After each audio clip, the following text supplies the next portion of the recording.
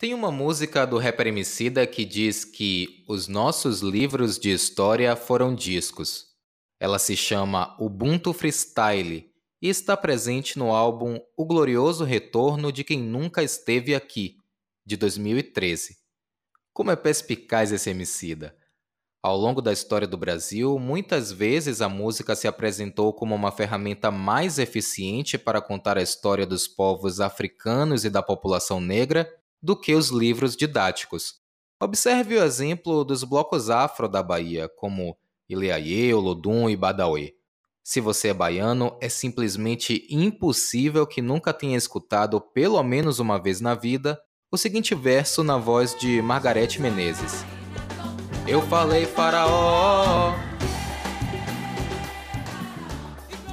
Mas você já parou para apreciar a beleza e a complexidade dessa letra? A música Divindade do Egito, do compositor Luciano Gomes, faz um passeio pela história do país africano e desemboca nas ruas do Pelourinho.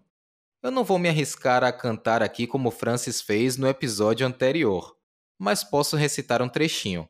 Por sinal, se você começou a acompanhar essa série por esse episódio aqui, a gente sugere que você volte aos 2 anteriores, pois toda a narrativa da temporada segue uma linha cronológica.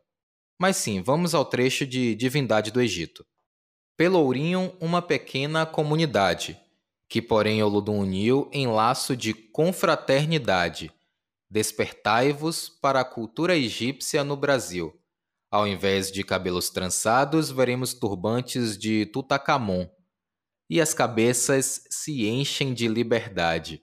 O povo negro pede igualdade, deixando de lado as separações. Divindade do Egito é provavelmente a música mais famosa a retratar elementos da história e cultura de um país africano. Porém, está longe de ser a única. Depois de escolher o tema do carnaval, os blocos afros aqui de Salvador elaboravam apostilas sobre o assunto para dar embasamento aos compositores. Ao fazer isso, eles ajudavam a suprir a enorme lacuna deixada pelos livros escolares, que retratavam a África de forma caricata ou simplesmente passavam batidos por ela, além de retratar os negros unicamente sob a ótica da escravidão, sem retratar as nossas lutas, nossos heróis e nem como os seres humanos que aqui chegaram eram diversos. A população negra, mais uma vez, estava reservada à condição de subalternidade e nunca a de sujeito da sua própria história. E os blocos afros estavam ali, resistindo e ensinando o quanto a nossa história é rica e plural. Bem, se pararmos para observar a escola, muitas vezes é o local onde as crianças são apresentadas ao racismo. É fundamental disponibilizar um conteúdo programático pensado no combate à discriminação racial. Estudantes negras e negros precisam olhar para as páginas dos livros e se enxergar de uma forma que não seja pejorativa, para dessa forma sentir orgulho da sua história e dos seus ancestrais.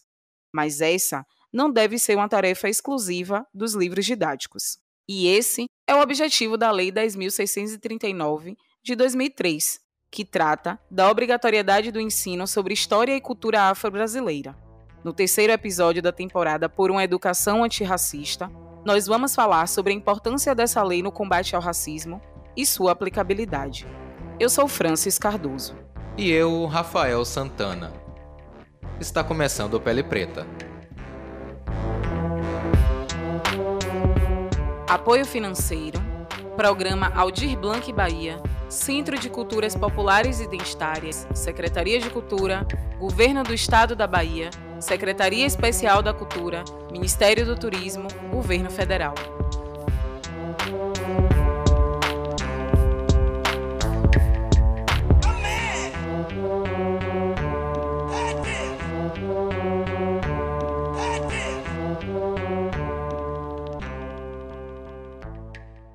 A Lei 10.639 alterou a Lei 9.394, que é a lei que estabelece as diretrizes da educação no Brasil. E aí ela incluiu no currículo oficial das instituições de ensino a obrigatoriedade da temática História e Cultura Afro-Brasileira. O texto diz o seguinte: o conteúdo programático incluirá o estudo da história da África e dos africanos, a luta dos negros no Brasil, a cultura negra brasileira e o negro na formação da sociedade nacional, resgatando a contribuição do povo negro nas áreas social, econômica e política pertinentes à história do Brasil. Os conteúdos referentes à história e cultura afro-brasileira serão ministrados no âmbito de todo o currículo escolar, em especial nas áreas de educação artística e de literatura e história brasileiras. Além disso, ela incluiu no calendário escolar o dia 20 de novembro, aniversário de morte de Zumbi dos Palmares, como o Dia da Consciência Negra. E em 2008 entra em vigor a Lei 11.645, que complementa a Lei 10.639, incluindo a obrigatoriedade do ensino da história e cultura indígena. Escolas públicas e privadas do ensino básico são obrigadas a incluir no seu currículo a história e a cultura indígena e afro-brasileira. A lei que inseriu a história da cultura africana nos currículos escolares brasileiros é uma forma de resgatar a contribuição do povo negro nas áreas social, econômica e política. A Lei 10.639 foi sancionada pelo então presidente Luiz Inácio Lula da Silva. É um reconhecimento do Estado à importância do combate ao racismo, fruto de uma luta de décadas dos movimentos negros por equidade e contra a opressão racial. Desde a sua fundação em 1978, em São Paulo, o movimento negro unificado já reivindicava o ensino da história da África e dos afro-brasileiros nas escolas. Em 20 de novembro de 1995, a primeira marcha Zumbi dos Palmares contra o racismo pela cidadania e a vida reuniu 30 mil pessoas em Brasília para denunciar a ausência de políticas públicas para a população negra.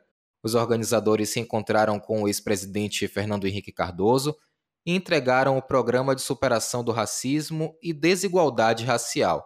Além de um debate mais profundo sobre a discriminação racial, o ato resultou em algumas mudanças, como a revisão dos livros didáticos ou mesmo a eliminação daquelas obras que traziam negros de forma estereotipada, vinculados a valores pejorativos. Quero pedir aqui auxílio aos conceitos de cosmovisão e cosmopercepção, para nos debruçarmos ainda mais sobre a aplicabilidade da Lei 10.639. Bem, o conceito eurocêntrico de cosmovisão nos diz que a principal forma de ler e perceber o mundo ao nosso redor é através daquilo que vemos, hierarquizando assim a visão aos outros sentidos. A forma africana de entender o mundo, o espaço territorial em que estamos e vivemos, é aguçando todos os nossos sentidos possíveis. E por isso, a socióloga nigeriana Oyeronke Oyemi nos apresenta o conceito de cosmopercepção. Assim como os africanos, nós, seus descendentes, carregamos essa forma de perceber o nosso redor, seja através do toque, do cheiro, do sabor, da oralidade, da escuta. E é por isso que as nossas formas de aprender e ensinar sempre recorrem a sentidos que extrapolam a visão. Lembrem que começamos esse episódio falando da música Divindade do Egito e a sua capacidade de transmitir não só o sentimento de pertencimento, mas também conhecimento histórico sobre parte do continente africano. Ou seja, a aplicação da Lei 10.639 na prática e nas ruas. Mas o que eu quero dizer com tudo isso? Que dentro do ambiente escolar, é preciso que toda a comunidade esteja envolvida no processo de ensino e aprendizagem. A aplicação da Lei 10.639 não se resume exclusivamente a despejar conteúdos sobre a história e a cultura africana, afro-brasileira e indígena, a forma como esses conteúdos são passados para esses estudantes, o envolvimento dos pais, dos professores e da comunidade em torno, o despertar coletivo para a valorização dessa história e o envolvimento de ações que conectem toda a comunidade escolar a essa cultura afro-brasileira é a aplicação da lei na prática. Você já parou para se perguntar quantas escolas estimulam seus alunos a explorar mais os sentidos para descobrir o universo ao seu redor? E quantos professores e professoras transmitem os conhecimentos das suas respectivas disciplinas, aplicando os diversos formatos de ensino e aprendizagem baseados nas culturas africanas e indígenas? Quantos pais e mães conseguem, de fato, acompanhar de perto a participação da formação escolar de seus filhos? Bem, para nos contar um pouco sobre a sua experiência de construir e gerir uma escola afrocentrada, que pensa a coletividade e trabalha em conjunto com a comunidade, muito antes da Lei 10.639 entrar em vigor, o Pele Preta transborda de felicidade ao receber as professoras e coordenação pedagógica da Escola Comunitária Luísa Maim, localizada no bairro do Uruguai, aqui em Salvador. É importante pontuar que todas as nossas entrevistas foram gravadas virtualmente por causa do coronavírus. Nesse dia específico, choveu e a internet estava instável. Por isso, a qualidade do áudio oscilou um pouco, mas nada que atrapalhe a potência dos depoimentos que vocês ouvirão a seguir.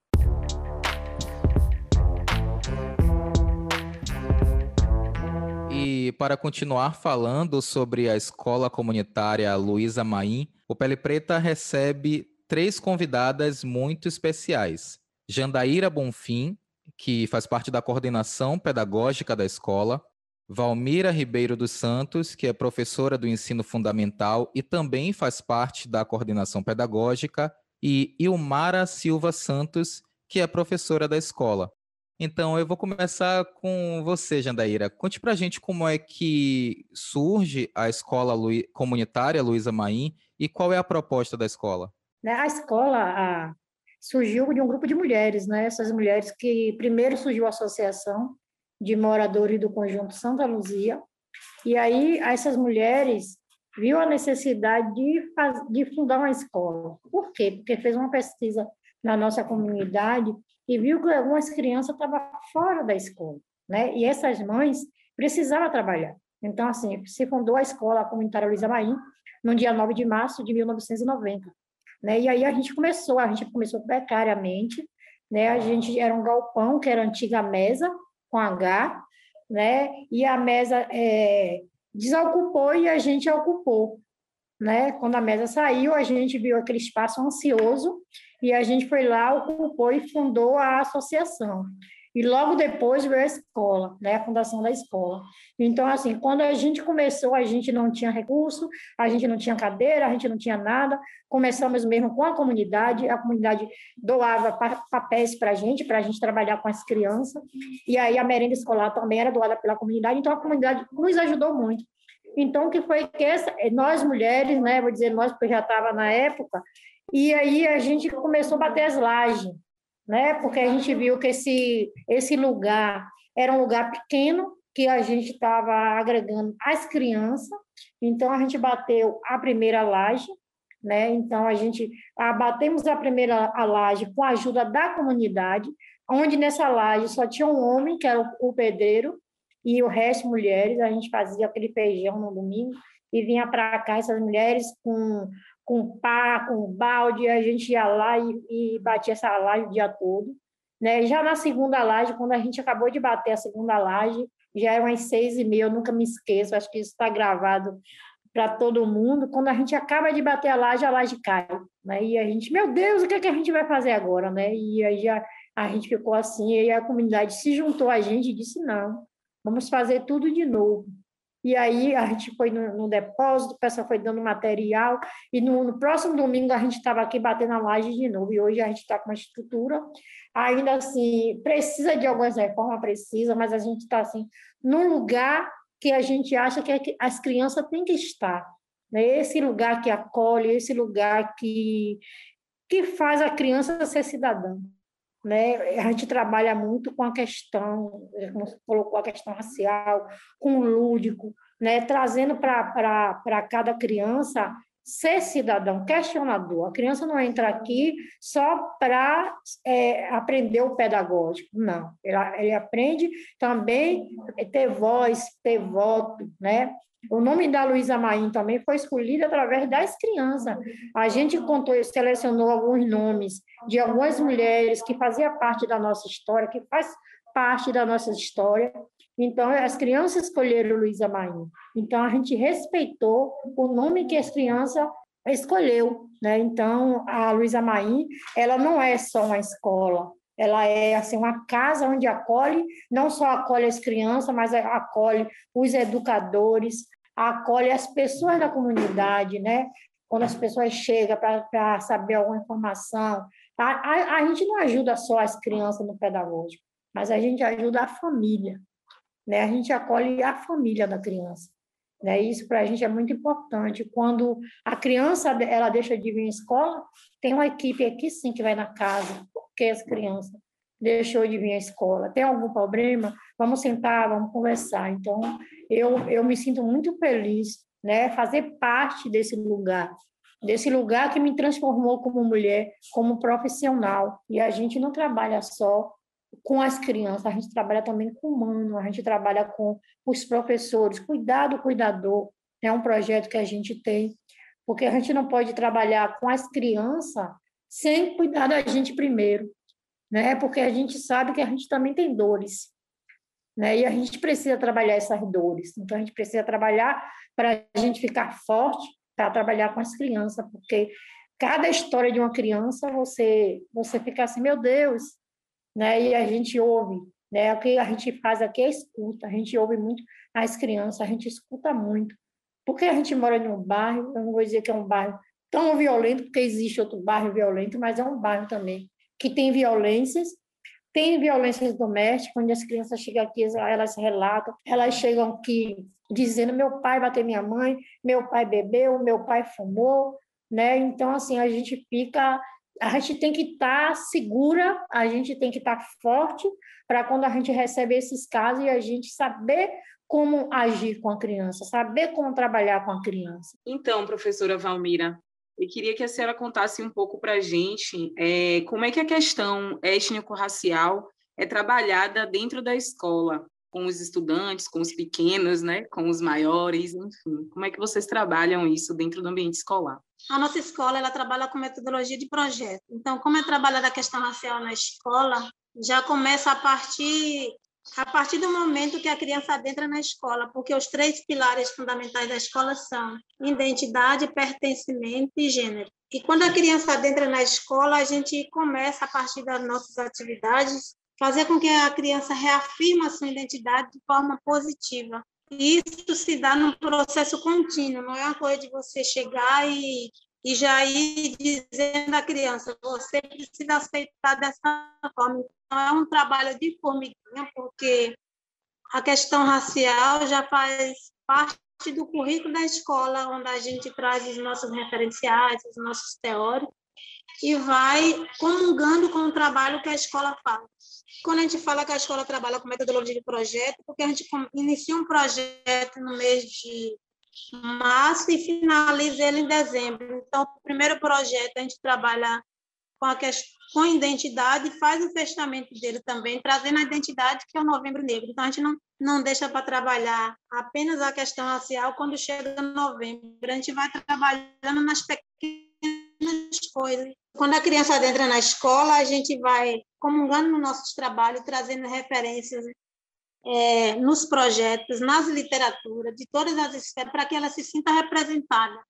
Porque a gente sabe que socialmente, pela mídia, é como se a criança não se sentisse representada pelo padrão que a mídia estabelece. Então, às vezes, eu posso, como uma criança que está no seu processo de construção de identidade e reafirmação, olhar no espelho e não se sentir representada porque ela está vendo o tempo todo a mídia dizendo qual é a criança que é representada pela mídia, a criança, a mulher, a mãe, porque aí vem essa referência, né? A criança, a mãe, a avó, então a criança pode estar ali naquele meio e não se sentir representada. E na escola a gente tem esse papel de formiguinha, de estar trazendo esses referenciais, principalmente nas literaturas negras, para que elas se sintam representadas, e nas nossas dinâmicas cotidianas. E como eu estava dizendo, a gente tem a dinâmica do espelho, que a maioria das crianças, no momento quando ela chega, que faz essa dinâmica, é como se elas assustassem com o que elas estão vendo, porque o que elas trazem, ou o que a mídia está apresentando, não é aquilo que elas veem. Então, eu não vou te dizer que, inicialmente, quando a gente faz a dinâmica com os alunos de 3 anos na escola, que de cara ele vai dizer assim, eu sou a menina negra do cabelo black ou do cabelo crespo, a minha pele é negra, não. Muitas vezes a gente vê depoimento da criança se olhar e dizer a minha pele é verde, o meu cabelo é... Então, ela trazendo aquela distorção do que a mídia representa, ou do que a sociedade, a maioria das vezes, representa, e a criança vem e reproduz. E a gente vai fazendo esse trabalho de formiguinha, como eu disse, a gente não vai dizer, não, você olha no espelho, você é negra. A gente começa a gente se olhar no espelho junto com a criança e dizer, como é que você está me vendo? Como é que você enxerga? como é que você está vendo o seu colega aí? A partir daí, essa criança ela vai começando a entender e sentindo orgulho de quem ela é. E a gente tem visto muito esse resultado quando a gente chega, essas mesmas crianças, estou trazendo de 3 anos, né, porque é a menor idade que a escola recebe, e aí quando você vê no final do ano, que é o projeto de fechamento, que é o de novembro, essas mesmas crianças que tinham essa resistência para apresentar o seu cabelo, a cor da sua pele, os seus gostos, o seu jeito de ser, essa criança entrar na quadra, desfilar com roupa afro, dizendo como é o cabelo dela, o quanto ela se sente orgulho da pele, do cabelo. Então, para a gente é gratificante. A gente vê que é um trabalho de formiguinha, de construção, reconstrução e desconstrução, porque a gente está aqui o tempo todo, mas quando ele sai fora da escola, ele é bombardeado pela mídia, ele é bombardeado pela sociedade, ou até mesmo a família que reproduz aquilo que não aceita, porque a questão racial, primeiro, é você se enxergar dessa forma e ter a autoaceitação, não é o outro que vai fazer com que você aceite quem você é. É um trabalho contínuo, é um trabalho até árduo, que a gente sabe que não é fácil falar da questão racial, principalmente para quem não aceita, como é, a gente vê muito depoimento da mãe, a própria mãe falando dela mesma e diz assim, quando eu falo com a minha vizinha que é moreninha, então tem aquela dificuldade de dizer a minha vizinha que é negra, ou então dizer eu como mulher negra, a gente vê que já tem aquela resistência. Então, se a mãe, se a avó tem a resistência dessa reafirmação, imagina a criança que vai estar reproduzindo aquilo que fez.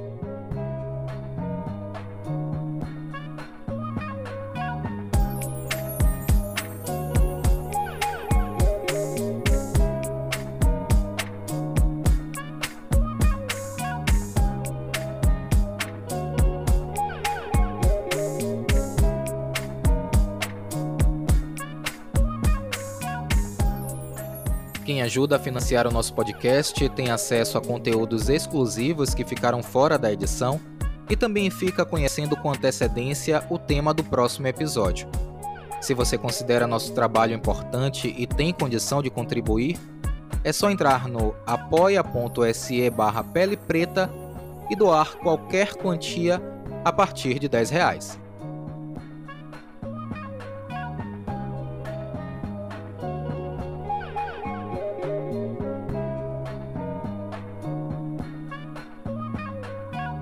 A Lei 10.639 é um grande marco no enfrentamento ao racismo e precisa ser celebrada como uma importante conquista dos movimentos negros.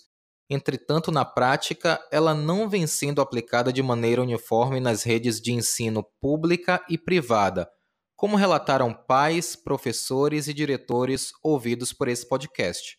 Foi necessário, no nosso país, onde a abolição foi uma farsa, foi necessário que tivesse uma lei que obrigasse as escolas a debater diuturnamente a história e a cultura afro-brasileira e africana. Essa é Sâmara Azevedo, formada em letras e professora da rede pública. E aí eu vou lhe perguntar, é uma pergunta retórica, obviamente, a lei atingiu o seu objetivo? É isso que a gente vê todos os dias? Não. Mesmo com o surgimento da Lei 10.639, nós temos instituições e educadores que ignoram completamente, tudo que a lei traz, tudo que a lei precisa, tudo que a lei exige, vamos dizer assim, que seja feito. Ainda hoje, a gente se depara com educadores que se recusam a debater e com escolas que escolhem um período do ano, como todo mundo aqui já sabe. Tem escolas que escolhem um período do ano, que é o mês de novembro, para falar de maneira folclórica. Eu me sinto muito à vontade para dizer isso. Para falar de maneira folclórica sobre a história e a cultura afro-brasileira. Nós que propomos uma pedagogia antirracista, nós que descolonizamos os saberes, nós fazemos isso quando a gente coloca o pé na escola no primeiro dia, pelo menos eu falo do meu exemplo, chega uma época que a gente é visto como chato e insuportável, porque descolonizar os saberes é inclusive negar muita coisa que que nos foi incutida, né? Enfiaram na nossa goela desde a formação superior, né? Então, descolonizar os saberes é negar, inclusive, isso. É negar, inclusive, o que nos foi dito na nossa formação. E nesse ponto é preciso destacar que em algumas universidades não é pautado o ensino e a contribuição de pessoas pretas na produção de saberes. A aplicabilidade da lei no município em que atuo acontece de forma muito individual. Essa que você ouve é Nizinga Maia, que é pedagoga, estudante de história e educadora infantil. Algumas educadoras, por terem um comprometimento político, um comprometimento profissional e um comprometimento também teórico com as questões étnico-raciais, os debates de raça, os debates também dentro da percepção da interseccionalidade, na qual sabemos que as crianças e suas famílias são atravessadas por questões que envolvem raça, classe, gênero. Algumas dessas educadoras conseguem pensar a sua prática pedagógica levando em consideração o que propõe a Lei 10.639. Além disso, algumas educadoras também passam por uma situação de desdobramento da sua realidade pessoal em suas aulas. A exemplo de pessoas que, por algum motivo religioso, optam por não trabalhar questões africanas ou questões afro-brasileiras e restringem a nossa cultura apenas a uma questão de religião. Mas, uma certa feita, eu levei as minhas filhas para o terreiro. Eu sou candomblessista há 17 anos e precisava ir, não tinha com quem deixar. Levei as minhas filhas porque lá também é o lugar delas, né? É a religião da mãe dela, dos ancestrais delas duas. Então, eu acho importante elas participarem. Quem fala agora é Tereza Montenegro, que é auxiliar administrativa. E aí eu levei elas num domingo.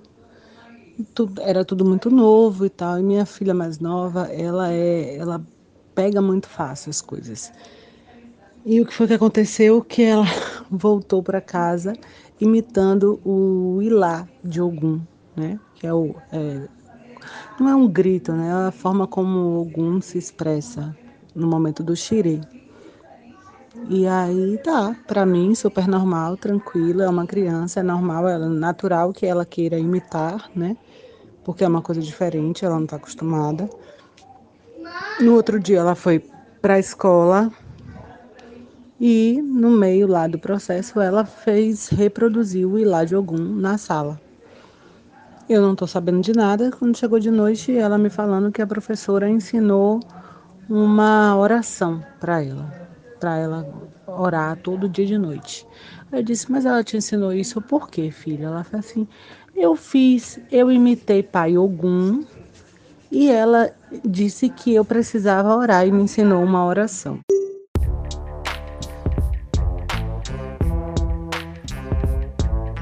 Então, retomando a nossa entrevista, mais cedo a professora Valmira deu um depoimento incrível sobre como a questão racial é trabalhada na escola com os alunos. E agora eu quero saber da professora Ilmara Silva Santos como os professores são provocados ou estimulados a trabalhar com a questão étnico-racial na escola Luísa Maim.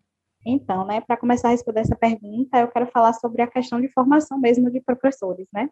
Então, quando a gente chega na Maim, de fato, nós somos acolhidos e tem um investimento em formação, né? Então, nós fazemos oficinas, né, discutimos muito sobre BNCC, os documentos, né, sobre os parâmetros que orientam as relações étnico-raciais, e com tudo isso a gente vai fazendo a leitura crítica para o nosso currículo, né? Então, nós somos provocados de como pegar esse macro, que é o currículo da escola, e levar para a nossa sala de aula, né, que é o micro, que é a nossa atuação ali com as crianças, que é tudo integrado. Então, cada professor tem o seu papel. Então, quando eu sinto e paro para pensar o meu plano de aula, que ele chega na coordenação, então eu preciso também pensar em como aquele conteúdo ali vai fazer as relações étnico-raciais. Então, é um processo de pesquisa, é um processo de separação de materiais, de estudo, né? Então, tudo isso nós somos incentivados nas reuniões pedagógicas, né? A troca de materiais também, de indicações de leitura, né?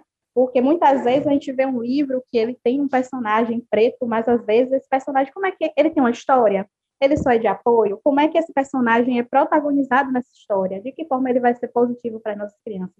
Então, toda essa leitura, né, a coordenação, junto com a gestão da escola, nos incentiva a fazer esse movimento, né, de pensar e pensar na gente também, né?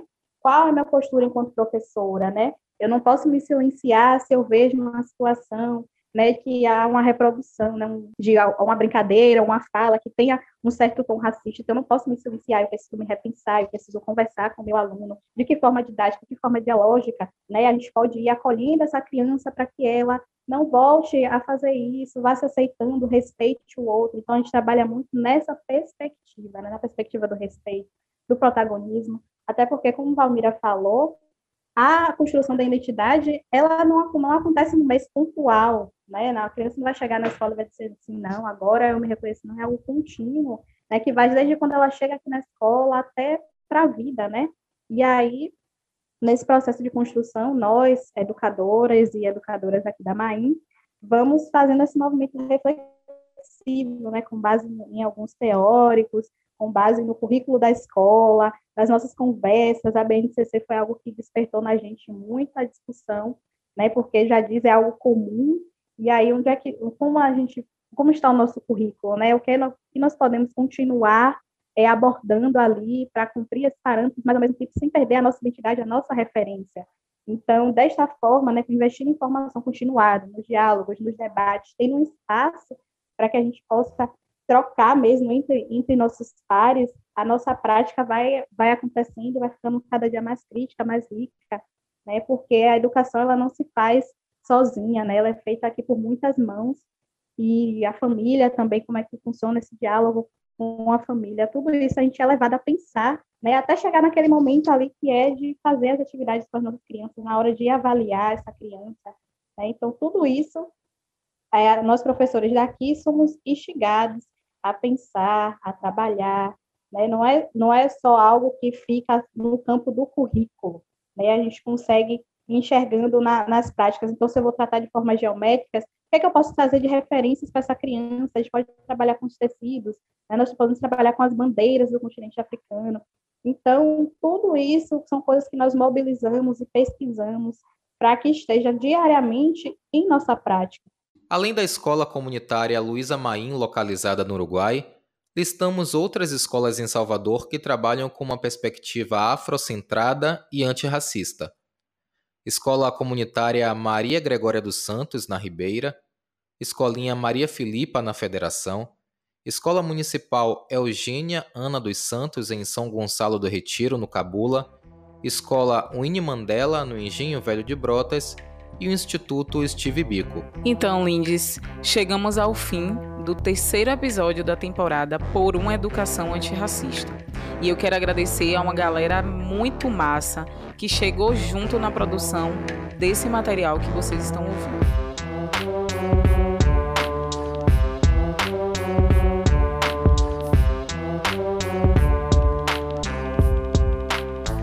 A pesquisa é de Helênia Cardoso. A edição é de Ol Cardoso. A trilha original é de Hits e o trabalho de comunicação é de Ivna Pires e Danilo Pestana. Rafael Santana e eu, Francis Cardoso, assinamos o roteiro e a apresentação do episódio. Para construir esse episódio, a gente leu os seguintes artigos.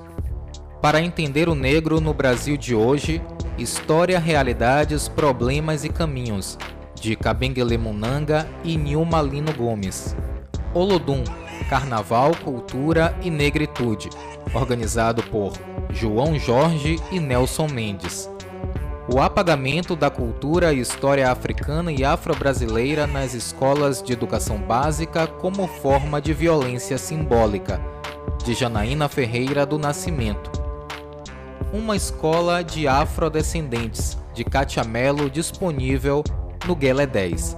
Além disso, a gente ouviu áudios de reportagens da TV Brasil e também tivemos acesso aos áudios de Renata Lima, que é graduada em História e professora da rede pública, e Janaína do Nascimento, que realizou uma pesquisa sobre a aplicabilidade da Lei 10.639 no Centro de Integração Empresa-Escola, no Rio de Janeiro.